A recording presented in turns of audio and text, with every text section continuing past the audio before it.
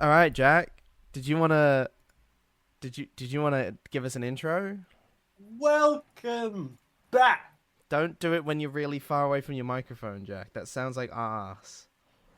Did it cut out? No, you just sounded like you're on the other side of the room. Yeah, that's good though. How is that good? Welcome back, everybody, to Real Talk. We don't like to have fun here. We just do boring history stuff, I guess. That's the exact opposite of what we are. Welcome back to Real Talk, where we talk about things that were real and talk about things that are real. Do you like that? I just came up with that. Wasn't that I good? do like that. Wasn't that good? Dude? Was that off the dome? That was off the dome. Wasn't that good? Holy shit! That was great. Anyway, welcome back. I'm not sure what we're actually going to call last episode because it was only like 40 minutes long and we just kind of waffled. So I reckon that should be episode 1.5 and this is really episode 1. This is episode 2. Oh, that's so difficult. But though. that's my opinion. Anyway, welcome back to episode 2/3. It's good to have you all here. I hope you all had a wonderful break between episode 2 and 3. I'm sure it was all of 0 seconds because you're listening them in a row because you love us so much. Because you better be. Yeah, you better. And then be. once you catch up, you start listening to it again. I did that to so many podcasts. I listened to like just 2 podcasts over and over again at my old job. I would just listen to it all the way through, like 300 episodes, and then just start listening to it again because I didn't like any other podcasts. Crazy. Until this one came out. That's why I was like, John, I think we need to make a podcast. And here we are, podcasting and stuff.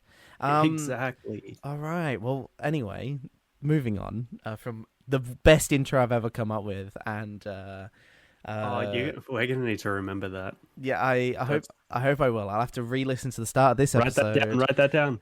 Re-listen to the start of this episode on YouTube and Spotify every single week before we record. All right. Well, look, today I wanted to talk about something like sort of heavy, but I think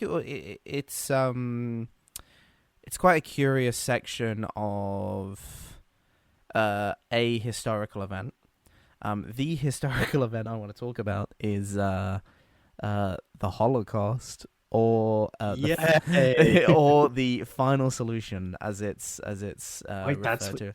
That's what the final solution was. Is the Holocaust? Guys, I've just learned something today. Yeah, I'm glad because I'm hoping you'll learn quite a bit today because I find this really interesting. When historians refer to the Holocaust, there are 2 kind of sides of historians.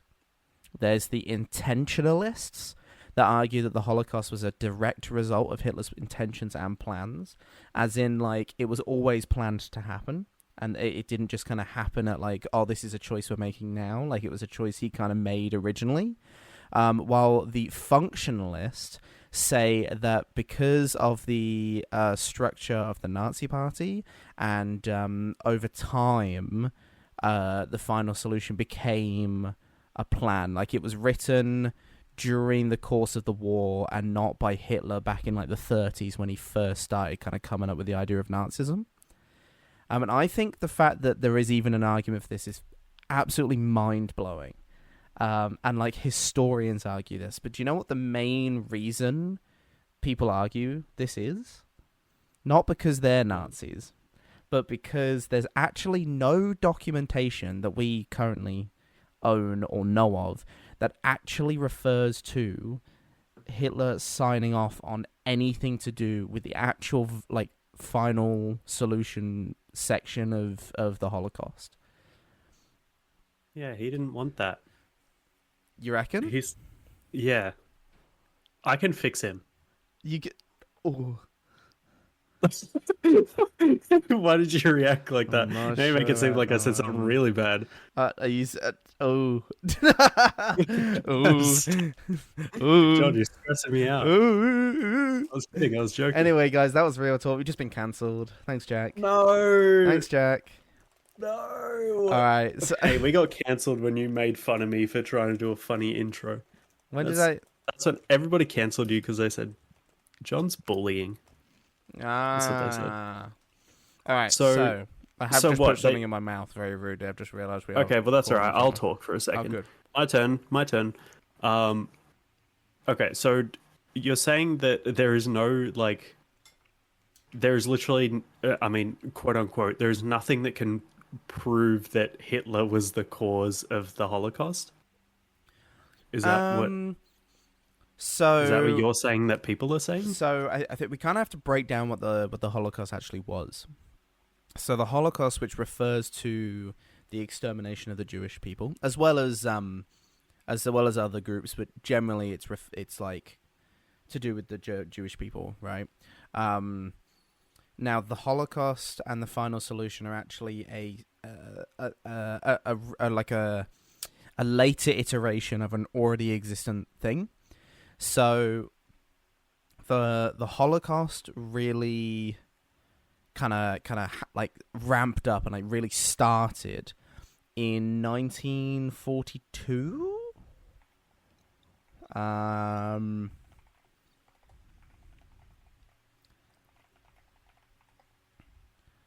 At the WWII conference, that was it. I was like, what conference was it at? So the WWII conference, which was a conference that took place in a place called WWII. 41, that was it. No, it was 42. It was 42. So pretty much, it kind of went side by side with the. Let's broaden this a little bit. So imagine that we're currently looking at a tiny little like pebble on the ground. We're gonna zoom out and have a little bit of a look at the kind of road that it's on first before we zoom in on the pebble back again. Okay, bit of imagery for you there. Is the pebble Hitler? That the pebble is the final solution, and we're gonna zoom out a little bit. So Hitler, obviously, bit of a dickhead. In fact, some would say the dickhead of kind of history. He fought in World War One. Got a little upset that Germany lost. Went to Vienna to study. Became homeless.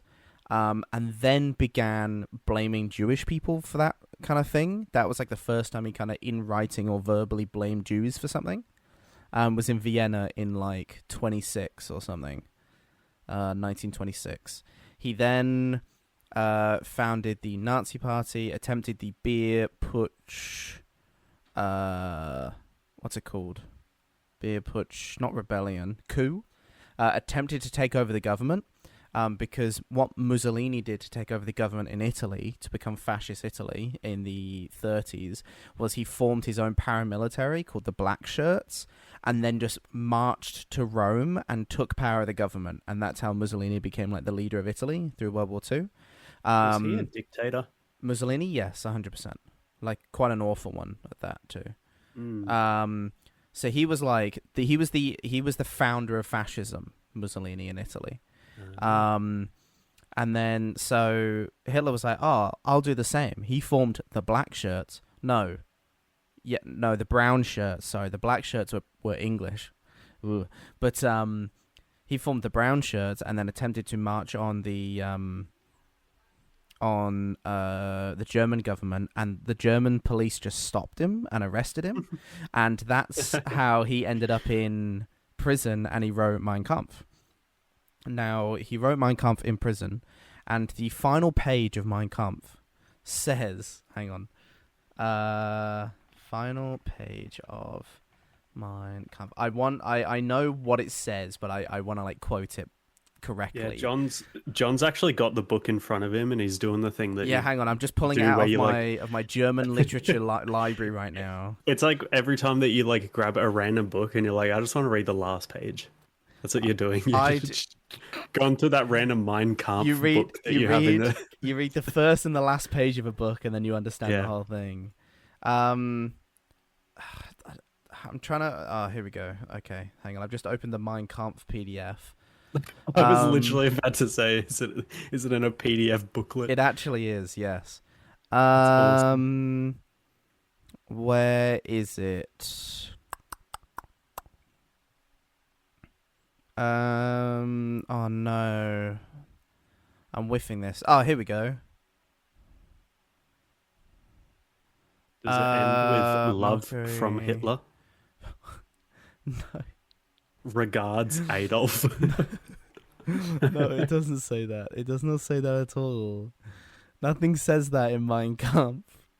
Why not? Love from... At least be professional about it. Love from Big A. Big A, mate. Yeah, that's oh, here we go. Yes, this is awful. So this was on the final 7 pages of Mein Kampf. Now, this is why I staunchly believe that intentionalists? No, intentionalists.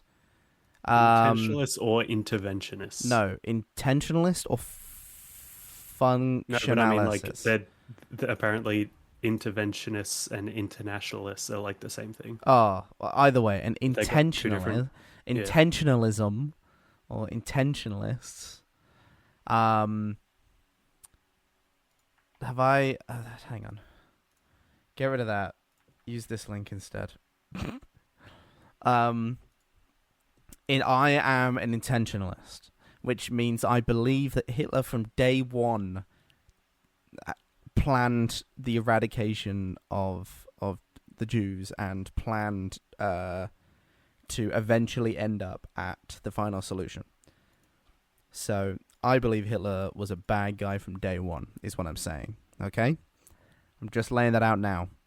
Now, this is quote. Don't take this out of context, people. This is from Mein Kampf, page 550 at the bottom if you wish to read it. At the beginning of the war, or even during the war, if 12 or 15,000 of these Jews who were corrupting the nation had been forced to submit to poison gas, just as hundreds of thousands of our best German workers from every social stratum and every trade and calling had to face in the field, then millions of sacrifices at the front of the World War at the front would not have been in vain. On the contrary, if 12,000 of these malefactors had been eliminated in proper time, probably the lives of millions of decent men who had been of value to Germany in the future might have been saved. But it was with an accordance of the bourgeoisie statesmanship to hand over, without the twitch of an eyelid, millions of human beings to be slaughtered on the battlefield, where they looked upon 10 or 12,000 public traitors, profiteers, usurers, and swindlers as the dearest and most national treasures, and proclaimed their persons to be inviolable. What he's saying is, if the Jews had died on the front lines, then German men wouldn't have been sacrificed for no reason.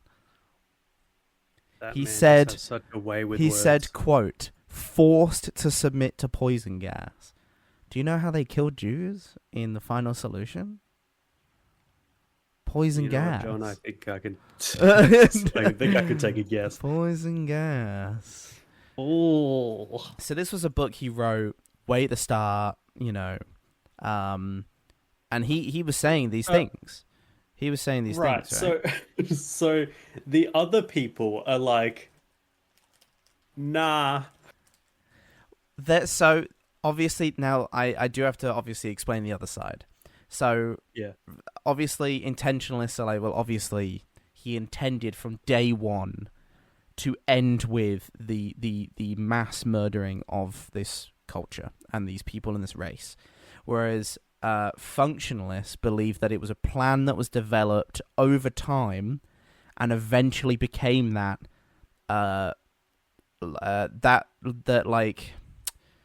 so let me they believe that it eventually became the final solution was a choice that was made later in the war that was never the initial idea, but it was in fact an idea thought of during the war by the greater Nazi state and not by Hitler himself on his own. That explains it better. Does that make sense? Yeah. Yeah, so that's what they think. They don't deny that he had a part or that he thought that he didn't like Jews, or they don't deny that it never happened. They just think that it wasn't him himself from the beginning. It was in fact the product of a radicalized Nazi state by the time it was signed in 1941. I think that's horseshit because, and this is the analogy I used when I was told about this, and I think it's a pretty good one, right? So Hitler, he's written this book.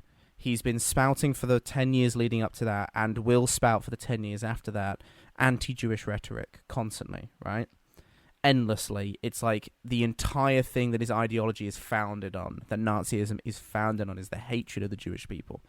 In his book, he said that if they had died to gas instead of us, it would have been better. If the state had punished them instead of sending us to war, it would have been better. That kind of thing, right? So from day one, he's already said they should have died. They shouldn't have existed in Germany. That kind of thing. Now, the reason that functionalists believe that it was a plan that happened over time was because the final, World War II started in 1939. Mm-hmm. Is that correct? Or is it 30? No, yeah, it's 39. Well, in Europe, I would personally say that globally it started in 36 when the Japanese invaded China, but nothing to do with me. You weren't born yet. So Hitler started the whole World War II by invading Poland after the Allies had appeased him with half of Europe already, and then kind of went, okay, fine. He's invaded Poland. I suppose we'll declare war on him. So he invades Poland. Now, up until this point, displacement, removal from Germany, and quote-unquote emigration is what they eventually called it, but what it really is just displacement of the Jewish people had already been taking place. So, like, physical violence had been taken out against them. They were seen as a lesser race. They were practically exported from Germany. They were just sent to other places. The initial German idea was actually to make all of the island of Madagascar like an exile island, and just put all the Jews there, which I think is like really weird. Do you think the movie would have been different? I think it might have been a little bit different. Yeah, maybe a little bit. Do you think that what's the lion's name? Like Alex or something? Yeah. Do you think he would have been wearing like a yarmulke? Is that what it's called? Maybe. Do you reckon he could fit one? Like, would it go over the mane, or would it push the mane down? I think it would just sit on top of the mane. You reckon? Yeah. It'll fall off a lot, and that would be like the funny little quirk about the movie is that his yarmulke is always falling off. Anyway, what were you talking about? That would be the funny quirk, yeah. What was I talking Please about? carry on. No, I'm going to sit on that. They were going to put Jewish people... No, they were going to put Jewish people on Madagascar. They were going to do that. About the movie. So they were exporting them. They were sending them out east. Now, the West actually really yikes. The United Kingdom, the United States, Australia, France, and Spain all had a joint denial of Jewish emigration policy, which meant that they just didn't let Jewish people in. Like into their country? Into the country until the 1940s. Why? Because they were racist. And still are. Well, so universally everybody just thought lesser of Jewish people. Yes. So the persecution of Jewish people has realistically been occurring for thousands of years. They're a minority, and a minority that existed in Europe, which is really bad. You know how like people of color are seen as a minority in the United States?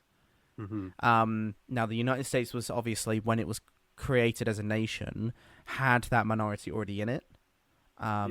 So imagine that, but in Europe, and instead of it being people of color, it was just Jewish people. So the Jewish people were like in Europe when it was kind of turned into an area, and so they were just the minority. So imagine all the shit that happened to like black people in the United States. Mm-hmm. Similar stuff kind of happened to the Jews in Europe. Right. I was about to be like, what the heck? That's so weird. And then I remembered that minorities exist. So. Yes, yeah, and they are a minority. And then I was like, oh, okay, yeah, this I understand now. Yeah, especially one in Europe. Yeah, anyway, so they couldn't really go anywhere but east. So they went to like Poland and the Soviet Union, Romania, Hungary, that kind of stuff, right? The Baltic states, Finland. So they went east. They couldn't go west because none of the Western powers would accept them because they were all anti-Jew. So up until 1939, all these people were just leaving, or they were told to leave, or forced to leave, or they were forced to live in ghettos, which were sectioned off portions of cities, and they would force them to only be able to go in there. They couldn't leave. They couldn't do anything. That's where the armband came from, the white armband with the Star of David on it.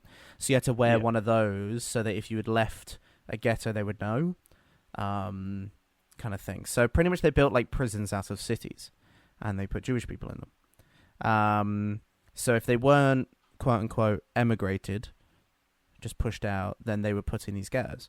And when World War II broke out, and all the Jewish people had moved east. Now, I don't know if you know a ton about World War II, but I presume you know that Germany kind of took over all of Europe and then attacked Russia. Yes. Yeah. Now, to the east of Germany, there is Poland, Hungary, Czechoslovakia, but that's already gone, the Baltic states, and Russia. Now, Poland, Hungary, and Russia were the three major states that the Jews ran to leave Germany, and then Germany invaded them. So Germany then had a massive intake of Jews, especially German Jews that had already left. And they were like, we don't know what to do with these people. And then they started killing them because there was quote unquote too many. Now, with that in mind, the destruction already caused towards their people had already started occurring in Germany, The idea was already there, and I find it quite surface level to view like, they were just exporting them. They didn't want them in Germany, but that doesn't mean they wanted to kill them, is what a lot of functionalists say. Which I think's the stupidest thing you could say, because like when hang on, just let me finish. I'm on a roll. Hang on. Okay, wait, he's cooking. No, hang on. So, like when you make a plan, and there might be a few steps to that plan. Mm-hmm. The idea that a functionalist realistically sees the plan as either not happening or happening, and there's one step to that. Whereas obviously Hitler's view on the Jewish people was a step-by-step plan. And the final end of it was always going to be the eradication of the Jewish people. Like, and going back to what I said before, the metaphor I kind of came up with is that Hitler from day one was metaphorically and literally, but metaphorically building a track, right? He was laying down this track, this line of railway, and it keeps going and going and going. Now, he knows where it's going to end up. He knows where he needs to finish this track. Yeah. Right? And that track is obviously the final solution. Now, functionalists believe that the idea of the final solution came around during World War II because of the radicalism of the Nazi Party and the state, right? Now, intentionalists believe that Hitler came up with it from day one. I believe, obviously, that Hitler did do that.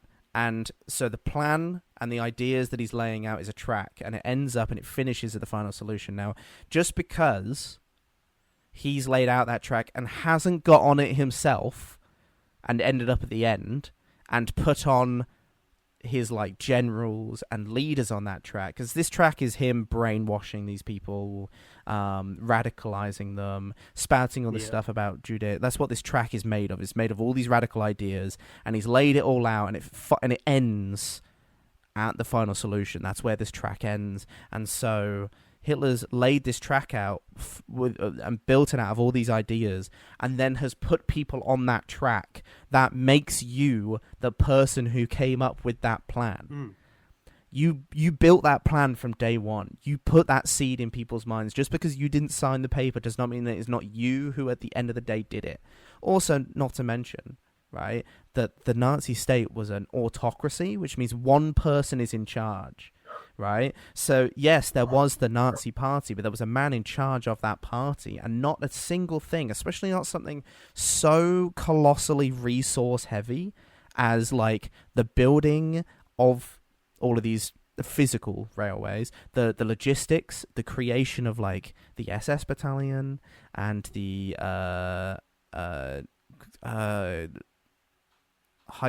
group. I don't remember what the German word is for, but like the extermination stuff. Like, there's no way that all of these resources could have been expended during a time of war by the party that he was in charge of without him signing off on something somewhere to show that that was okay. Do you know what I mean? Like, there's no way this person in charge with absolute authority and control and awareness of this entire state doesn't at some point know where these resources are going. Obviously, he knew what was going on, and obviously he was okay with it, and obviously he told people to do it. I think the fact that the functionalist idea even exists is pathetic, and the fact that it is then argued by historians is further pathetic. It's just strange because, like, are they not, like, looking at the evidence of the book being like, okay, this is exactly what he's saying? You get me? Like, are they not seeing it and then being like, okay, he's literally said in this book his plan, essentially? I think the problem is that functionalists are like very literal historians. So, like, classically, history will not be accepted as truth unless there is physical, proven evidence, right? Like, you can't say, oh, Alexander the Great rode a flying elephant without proof that a flying elephant existed, right? So they believe that because there is no documentation to show that Hitler signed off on the policy of the final solution, which was implemented in 1941 after all of the ghettos and the expulsion, that was like, well, this is where we are now. There's too many of them. Guess we're going to have to, it like gradually escalated. They believe that it gradually escalated, but it gradually escalated through means of the state and through the party, and not directly because he told them to do it. But he did tell them to do it by spouting all this nonsense for 10 years. Do you know what I mean? Yeah. Like, it seems like such a, like, it almost feels like the people who believe functionalism are people who don't understand human beings. Like, if I were to jump on call every day with you, Jack, and tell you political things over and over again that aren't true, at some point your human psyche will begin to question it and or believe it. Especially if you're in the state that Germany was at the time, which is where a nation that was proud, imperial, militaristic, the most powerful in Europe, one of the most powerful in the world, was beaten to within an inch of its existence, forced a government that it never wanted. Its empire was dismantled. It was forced to then pay extortionate amounts of money, which it couldn't pay, so it printed more money. Then a financial crash happened, and joblessness... The Great Depression, the financial crash happened, and then the country was then forced to pay back all of its reparations within a year, which is why it went from 1 mark for a loaf of bread in 26, and then 29, it was 200 million marks for a loaf of bread, because they just kept printing money and giving it because the reparations were happening. This country was in a political mess, because it was an unregulated, unmonitored mess of political ideologies. It was a financial mess. It was like, there was joblessness was at like 70%. Homelessness was at like 40%. It was a literal failed state. And so at a nation's most weakest point, it looked to someone who could fix it. And do you know, I've said this loads of times, Jack. Do you know what happens to a state when it looks internally for problems? It goes to shit. It gets angry at its leaders, right? Yeah. Do you know how leaders stop that? Do you know how authoritative or fascist governance unite a people without them having to look too much inward? They blame it on somebody else. They create an outside problem, and that's exactly what Hitler did. He did Fascism 101. He created an external... I'm serious. So if you guys are reading along with us... So if you guys are making notes... Fascism 101, like dictatorship 101, is create an external enemy, unite the people against the enemy, and they will become revitalized behind you. He created a scapegoat. The German people, especially like the kids... Now, we have to remember... All of this happened in the early 1900s where they lost. And then all these people that were born from like 1920 to like 1930-ish, that's the like generation that then grew up in the middle of the Great Depression. They grew up with no money. The German pride was gone. Nobody wanted to be German. Nobody wanted to act German. Nobody was proud that they were German. They had nothing. They were nothing. They were seen as nothing by the world, right? That effect that it would have on you as a person would be fucking awful. They didn't have like scapegoats then. They didn't have the internet to go online and look up what happened. If people tell you your country is nothing, you are nothing, right? So this generation were the one that followed the ideas of Hitler. The older generation, it's actually really interesting, the statistics. The older generation did not like him because they were like, you're just going to lead us down another road. We were at one point a proud, militaristic, radical nation, and look where that got us. You're leading us there again, and we're going to end up in the same place. And they did. You know, but the younger generation that were born in the middle of this like hellscape were like, oh, this sucks. It's obviously not the Germans' fault because I'm German and I didn't do anything wrong. So who caused all this? And Hitler showed up and he was like, well, obviously it was the Jews. And they were like... Spun the wheel. And they were like, oh, of course it was the Jews. He closed his eyes and pointed to a random spot on the map. Yeah, he closed his eyes and he spun the bottle and then he kissed a man and then here we are. Oh. So spinning it back around. From the start, right, he's radicalized these people. So functionalists then believe, so over time these radical people slowly built it, like it got more and more radical, and eventually when Operation Barbarossa happened, so at this point Germany controlled all of France, all of Italy, all of Northern Africa, pretty much all of Europe, right? And Northern Africa, but they didn't control Russia or the United Kingdom yet. Now they lost the war in the United Kingdom because their planes got shot down because they suck. And the United Kingdom was goated. And Russia were like, well, we've got a non-aggression pact with them, so they're not going to fight us, right? They're not going to invade us because we made a deal. And then Germany invaded them. The Russians were like, oh my goodness, I wasn't prepared for this. And they get their ass handed to them, right? Within a year, Germany is knocking on their three major cities, Leningrad, Moscow, and Stalingrad, right? All three major capitals of Russia at the borders of by winter, right? They invaded in spring. They got there by winter, 1 year. However, the Germans didn't have a good supply line, and their entire military ideology was built off the idea of blitzkrieg, which is fast war. They're not ready for a prolonged engagement. So their logistics, they still used horses. Not many people know this. Germany still used horses to deliver resources to the front line. They were not this massive militarized, motorized army that people think they were. Yes, they had tanks, very, very cleverly made tanks and very powerful tanks. But that was pretty much it in the extent of their motorization. They otherwise used horses. By the end of the war, they were dragging their artillery pieces around with horses, which looked really stupid. They got horses with rocket launchers? Yeah, they strapped a laser to the side of horses. So like their army was not ready logistically for the Russian winter, and especially not like deep Russian winter. We're talking like the mud is like it's either snow or it's like rock hard, right? Yeah, so you horse is going to get cold. Horse is going to get cold and they die. Fuel freezes in the tanks. Like the fuel is frozen inside of the tanks. Is how cold it is, right? Their army was dressed for spring, and the Germans, by the time winter came around in Russia, actually only had 10% of their army with coats. So they were all wearing, like, waist jackets. Yeah. So they were all freezing to death.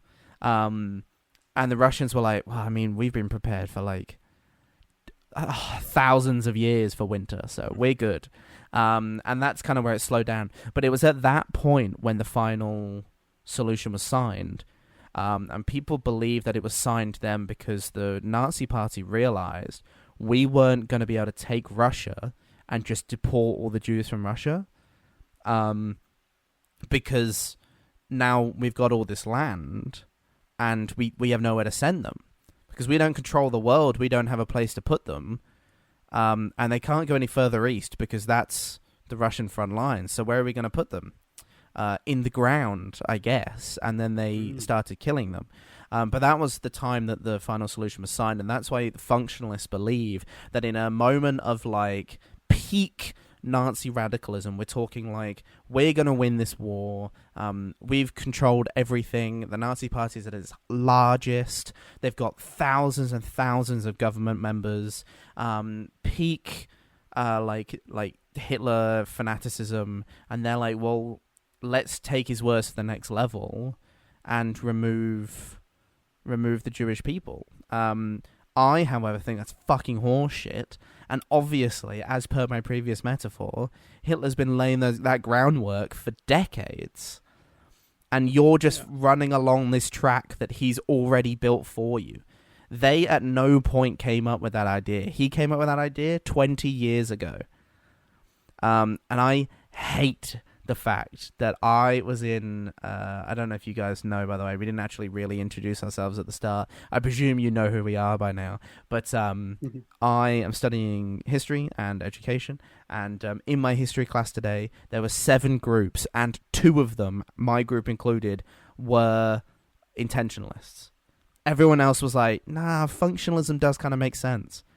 That's kind of nuts. Isn't that nuts? But then again, I guess like maybe it depends on how the person that you talk to, because obviously the way that when you're talking to me about it, I'm like, yeah, for sure, obviously, like being an intentionalist.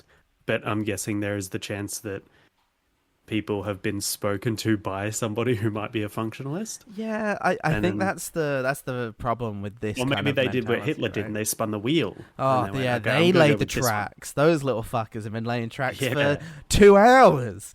Yes, all of your class is a bunch of Nazis. Oh, let's not say that on the internet. Let's not say that one on the internet. Dude, that's just what this podcast is. It's just me saying something and then John going, oh, and pulling on his shirt collar. Yeah, I don't know. So, like, obviously, you know, I've been talking at you about this, but, like, if we can remove ourselves right now and just really lay it out one more time. Intentionalists believe the final solution was planned before World War II, and functionalists believe that the final solution was developed over time during the war. I can sort of understand both sides. I do get it. But the functionalists' like key argument is that Hitler never signed anything to do with the final solution. He signed loads to do with anti-Jewish policy at the beginning of the war and before the war, but during the war he never signed anything that mentioned the Holocaust or the final solution, which I think is crazy. Do you know what else I think also contributes to the fact that intentionalism obviously is the right choice? Because if you're a functionalist, you're an idiot. Is that the camps, you know, the concentration camps and stuff where they killed the Jews, there was concentration camps and there was extermination camps. And extermination camps actually existed before concentration camps. And extermination camps were actually used in the T4 experiments, quote unquote, which was the eradication of people with disabilities, which was actually done before World War II even started. So these camps and infrastructure already existed. Oh, they were like, it's free real estate. Pretty much. We got all of these. They were like, well, we've been doing. They were like, we've been doing this for 6 years. We know what we're doing. Do you know when the international kind of people were like, you can't do that to disabled people? Do you know what they said? They sent a German ambassador to the League of Nations, which is like the old UN that didn't do anything. Not like the UN does anything now, but it was the old UN, and it only had major nations in it, which I always thought was really funny. They were like, "No, you're not big enough. You're not allowed in. We decide what happens in the world, not you. No girls allowed." Yeah. No small nations.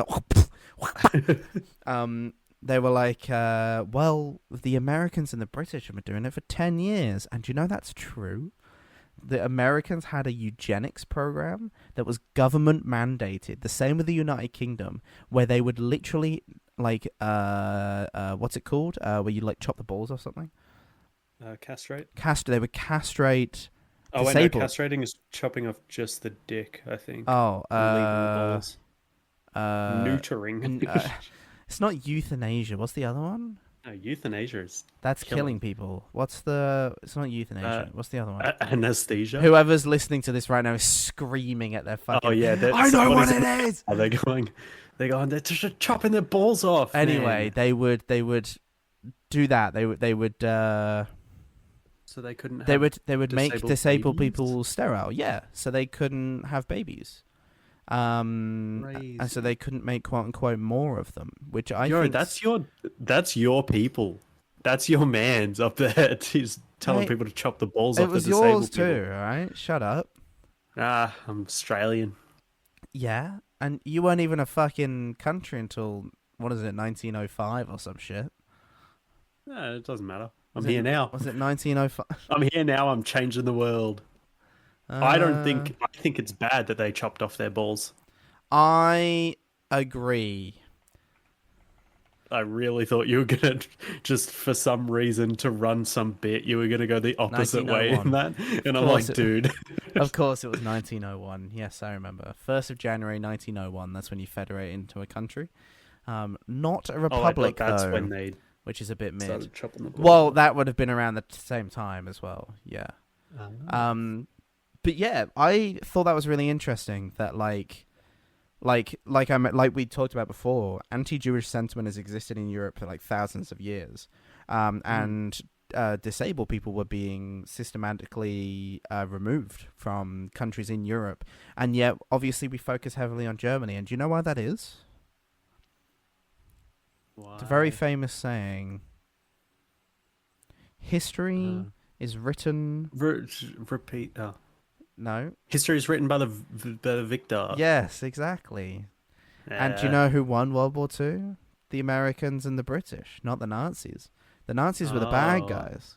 Yeah. And in all fairness, know the stuff about. In all fairness, the British, the Nazis definitely were the Americans. bad guys. But it's not like the Allies also are like pitch perfect, right? Like, it's like, we're bad, but they're worse type beat. Yeah, 100%, 100%. It's like, well, it could have been worse. We could have been Nazis, which is such like a dud argument.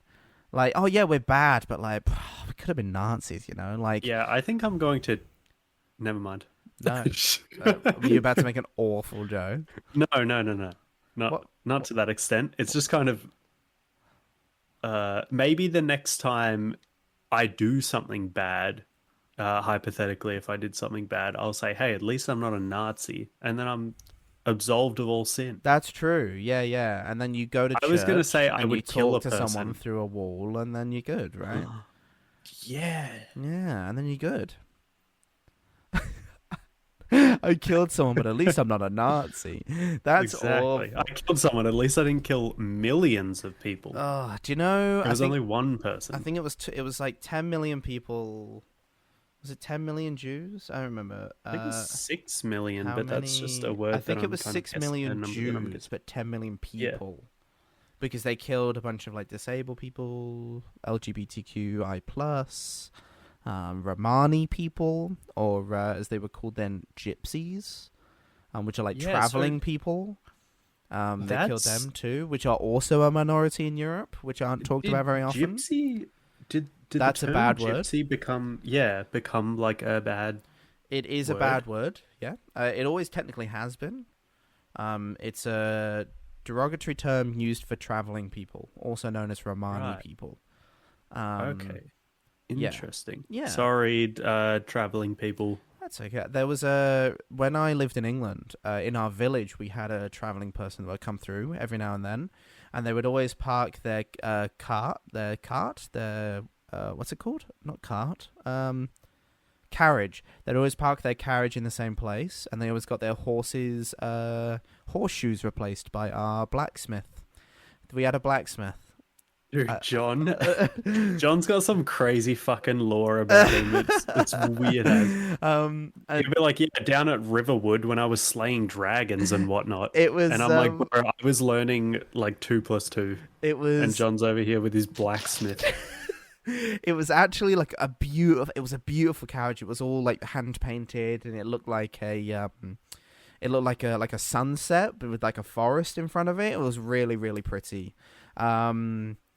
And they lived out of that. They were very nice. They always said hello to my parents on their way past, because the blacksmith was at the top of our road, so they'd have to come down the hill and then go past our house. Yeah, he was just below the Jarl. I lived just below the Jarl, just next to the Boa. Is that an archery store? The Boa? Sure. I mean, you should know this stuff. Yeah, no, you're right. Sorry, I did live next to one. But yeah. Anyway, they were also killed. I'm actually not sure why.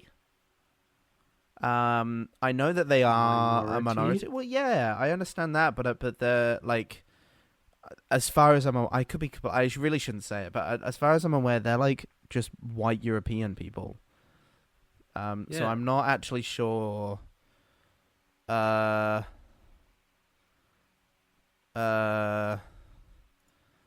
on. Why? God, my search history is gonna be crazy.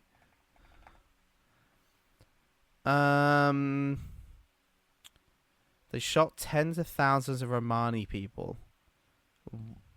Why? Just because they were racist. Okay. I mean, they're a Nazi. I don't know why. I don't know why I expected like another explanation. It was just like they're Nazis. Like, all right. So I guess that's why. Okay. So something that has confused me is that there is a British boxer named Tyson Fury, and do you know what his nickname is? No. What is it? His nickname is Gypsy King. Oh, yeah, which is why, like, Romani? I don't know if that. I don't know, but that's something that confused me, because I knew that that term was somewhat like derogatory, and then I would hear literally like the announcers be like, "And this is Tyson Fury, the Gypsy King," and I'm like, that's why. Feel like, okay, I'll tell you why. Are we allowed to say that? So Tyson Fury has no Romani lineage or tradition. However, he is of Irish origin, and his roots are traced back to Irish travelers, which actually have nothing to do with the Romani tradition, also known as gypsies. So there were Irish travelers. However, as like the term gypsy is what you would refer to a Romani person as. So he is still descendant of travelers, just not those travelers. That's why they call him that. There you go. Bit of interesting. Bit of fact dropping for you there at the end of an episode. John, it's the end. Well, not so much the end. It's more we're coming to the end. Realistically, dude, this happens so quick, dude. Time flies when you're having fun. I feel like World War II is a really interesting one, and like I know we covered the Pacific Front in the first season, to do with the Japanese and their various things they did in World War II. That's funny, because I knew, like, when you were talking about obviously like Japan invading China. Yes. Yeah, when you were talking about that, I was like, I feel like I remember this, and I don't remember if it was because we talked about it or what. Well, but we certainly have. Yeah, we covered it in the first season. I don't remember I don't remember what we called the episode, but if you did want to look, you can just go back to the first season and have a peek. It will be called Japan something. Oh, it'll be like the Marco Polo Pacific War or something. Was it? Oh, was it the Marco Polo Bridge incident? I Yeah, have probably no Asia idea. Pacific War, something like that. Either way, we covered that, and I wanted to cover like little bits because the wonderful thing about that's awful. The good thing from a historian point of view about World War II is that it's very very well documented, like extremely well documented. So it's very easy for people to talk about it, to say like good like honest facts, and like not to be like, you know, oh, there were 20,000 soldiers here like we do with like the Romans, because their numbers are like there was 150,000 soldiers against 200,000 barbarians, and it's like that can't be true. That is complete against horseshit. One man with a shovel, and he killed all of them. Like there's no way that happened, right? But like thankfully enough, this era of time was very well documented. So I think I'd like to do sections of this. Like for instance, that's awesome. We just covered a lot easier to pay attention. Yeah, I didn't go like anyway. Now we're jumping here, you know. And like I've mentioned parts, whiplash. But for the most part, this was just about the idea that there are intentionalists and functionalists when it comes to the Holocaust, which again I think is one of the craziest. And the fact that it's like it's not like political groups or unread people; it is like historian against historian, and I think that's a peculiar scenario, especially when it comes to something quite this. Like, I would say top 5 most important events in history. Most certainly one of the most well documented. Nazis were meticulous documenters. You can actually, I might just bring it up now. But if you just Google Holocaust map, I think it should come up. Let's have a look. If I just look up Google here. Also, John, the episode was called The Pacific War. There you go. Yeah, so hang on, I'll send this to you, and obviously we'll have to send this to the editor. To the editor! But, wow. That is, they meticulously numbered the amount of people they killed in each country. Holy shit.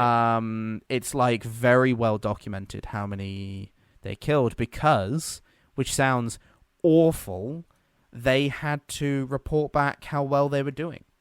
Yeah. And you can't report back without providing full numbers, right? Like, like that's so they wrote it all down, and the documents weren't destroyed or people leaked them. You know, when different groups were captured at the fall of the Wehrmacht or the surrender of Germany in the 8th of May, 45, something like that. I think that was when the Wehrmacht surrendered. The war actually ended later that year, but that's when like the main German army surrendered, and not like the fucking crazies in the SS who like fought on for an extra few months. But yeah, when they were captured, they had all these documents on them, and these documents said specifically how many people died in what country. And the fact that the number of Jews who died in camps it's unbelievable numbers. Like who said it? Was it high numbers? So I think it was Stalin. It was Stalin that very famously said. I know this. You know this one? Did you want to say it? I mean, I think it's the same thing. When one person dies, it's a tragedy. When millions die, it's statistics. Yeah, that's it. That's the quote. And he's you know that actually stuck with me for so long. It's I was like, a super powerful statement. Yeah, and it's unfortunately true. You read the number 3 million dead on Poland, you're like, fuck me, that's a big number. But you don't feel like, could you imagine 3 million dead bodies right in front of you right now? Probably not. Yeah. I mean, they would definitely be spilling out of the windows and out of the doors. Yeah, it would be like, it's like an impossible number to picture. Like, and that's how many people they killed just in camps. That's not the ones they came across in the streets, the ones that's crazy. The ones they deported, the ones, you know, like, that's an unbelievable number of people. And that's just one group of people that were targeted during this period of time. Like it's a crazy period of time, and honestly the darkest in human history, and we have to keep it that way, people, which is why the number one reason we study history is so that we don't repeat it. We learn from these mistakes and we learn from these scenarios so that we don't elect fanatics and allow them to control very powerful countries. Do we, Jack? No, we don't. Americans, we don't do that. Russians, yeah. Dad. No, my dad votes Labour. Very cool. Oh, that's it took me years to prime off the Liberal Party, I tell you that. Fucking hell. He was absolutely slobbering on their knobs.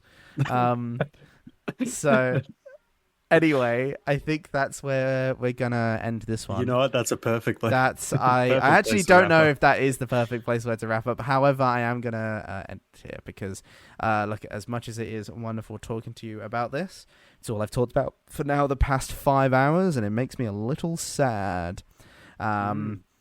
I must admit, it is, I don't know, it's a bit jarring. I was saying this to some people in class, but it never becomes not jarring when I walk in, because I go to work, I work at a school as an education support, and then I have my day, and I leave at lunch, so there's only one period after lunch, so I leave just at lunchtime, I only miss one period, and then I go to uni, and I sit down at uni and my teacher whips open her laptop and goes, okay, so the final solution. It's never not jarring, right? Like, it's like, whoa, you know, like, okay, we're just getting into it. But I find it very interesting when people don't react or don't like seem to feel any sort of feelings or remorse. They just talk about it so nonchalantly. And I find that really interesting. I find that... because, I mean, my partner can attest for this. It's awful. I can't watch any war movie. I can't watch a documentary or something without just, like, crying. I just cry. I get so much emotion in me. Like, have you ever watched Dunkirk, the movie? No. God, I tell you what, there's not any war movie that makes me feel so patriotic as that one. Maybe we'll cover Dunkirk next week because let's just watch the movie. My God. Actually, you know what, Jack? That's your homework. Go away, watch Dunkirk, come back, and we'll talk about it next week because holy shit, that movie is amazing. John, I have a fantastic idea that I'll talk to you right as we end the podcast. Okay, lay it on me. So nobody is allowed to know. Oh, okay. All right. Well, look, it was fantastic having you all here. I've been John, and he's been Jack. Jack, me. Where can they find you, man? You can find me. You know what? Maybe this episode isn't the episode to make a joke of where you can find me. You can find me on, I don't know, YouTube and Twitch and Twitter or X, the everything app. Pretty much everywhere. Just AO Jack. Or just, I don't know, check the link in the description of the video or the Spotify episode. Speaking of video, we are recording this both with audio for Spotify, but also we're doing this with video, and actually animated and edited video. So if you wanted to watch that, you can head over to YouTube. I must admit, every time I look at Real Talk Podcast on YouTube, it is impossible to find this. So I'm not sure how we can get around that. But we will try our best. If you're listening to it, you can find it somewhere. Yeah, I suppose that's true. If you're listening to this on Spotify, we'll find a way to put a link somewhere. And if you can't find it, I would highly recommend waiting till next week if you don't want to really search up and down for the animated visuals, which do look amazing, by the way, and I would really recommend it. But if you're struggling to find us on YouTube, maybe me and Jack will figure something out. Make it a bit more recognizable.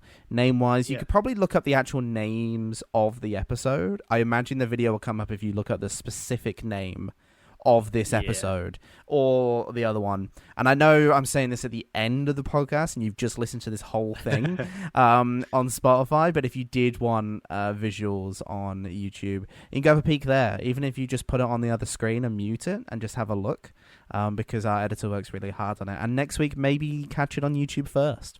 So you can catch us on YouTube or Spotify. Links will be in the description of YouTube for Jack's Twitter, Twitch, YouTube, Tumblr, MySpace, I do all Snapchat, his private and public. OnlyFans will probably be in there too. MSN Messenger. Yep.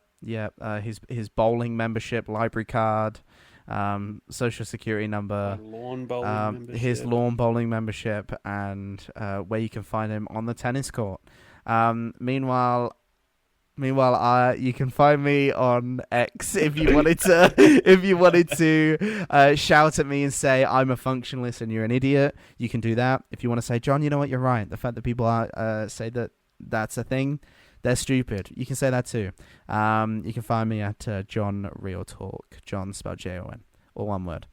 Otherwise, thank you so much for joining us. We love you very much. And look, stay aware. Stay happy and stay healthy. We love you, and we'll see you soon. Mwah!